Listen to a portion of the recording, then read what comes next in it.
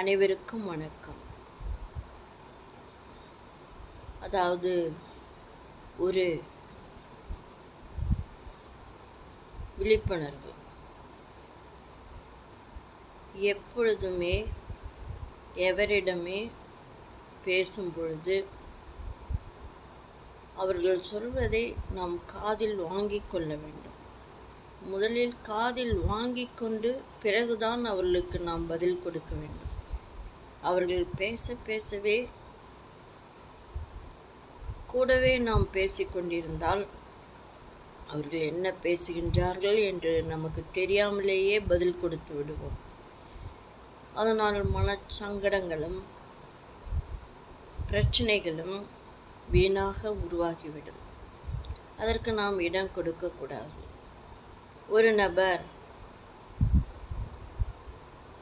தன் நண்பரிடம் மிகவும் சுவாரஸ்யமாக பேசிக்கொண்டிருந்தார்.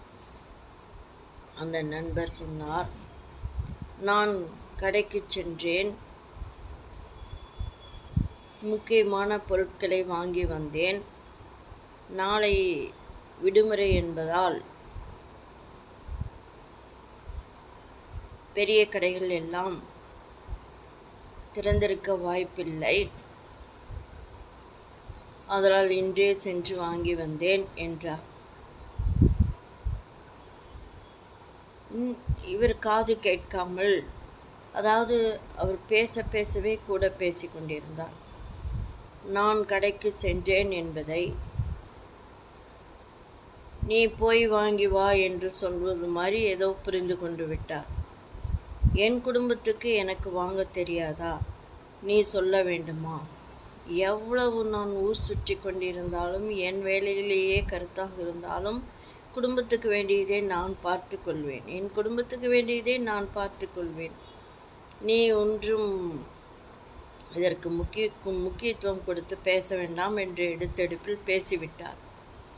அதை அவரது நண்பர் காதில் வாங்கி கொண்டு, மிகுந்த கோபக்காரர் இருந்தாலும் தனது நண்பனிடம் பணிவாக பேசுவார். இத்தனை வருடங்கள் காலங்கள் உருண்டோடி கொண்டிருந்தது.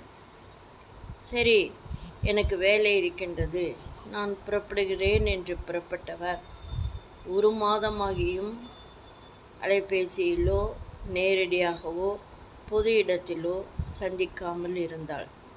தப்பித்து கொண்டே இருந்தார். இந்த நண்பருக்கோ என்ன காரணம் என்று புரியவில்லை. சரி, நேரடியாகவே சென்று கேட்டிடுவோம் என்று கேட்டதற்கு இந்த மாதிரி பதில். மனக்கசப்பு ஏற்பட்டு விட்டதல்லவா? ஒரு தடவை மனக்கசப்பு ஏற்பட்டால் எவ்வளவு நெருங்கி பழகியிருந்தாலும், எத்தனை வருடங்கள் பழகியிருந்தாலும், உயிரையே ஒருவருக்கொருவர் கொடுக்கும் அன்பு இருந்தாலும் மீண்டும் புதுப்பிக்க முடியுமா? புதுப்பிக்கவே முடியாது. இதிலிருந்து என்ன தெரிகின்றது? ஒருவர் பேசும் பொழுது இன்னொருவர் அதை நிதானமாக காதில் வாங்கி கொண்டுதான் அதற்கு பதில் கொடுக்க வேண்டும்.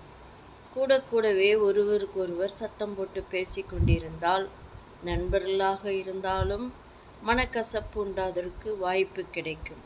அந்த வாய்ப்பை நாம் வாங்கி கொள்ளக்கூடாது. அது மன நிறைவு தராது, மன மகிழ்ச்சி தராது. கடைசி வரைக்கும் அது உறுத்தி கொண்டே இருக்கும். தங்களிடமிருந்து விடைபெற்றுக் கொள்வது VS ரோமா, கோயம்புத்தூர்.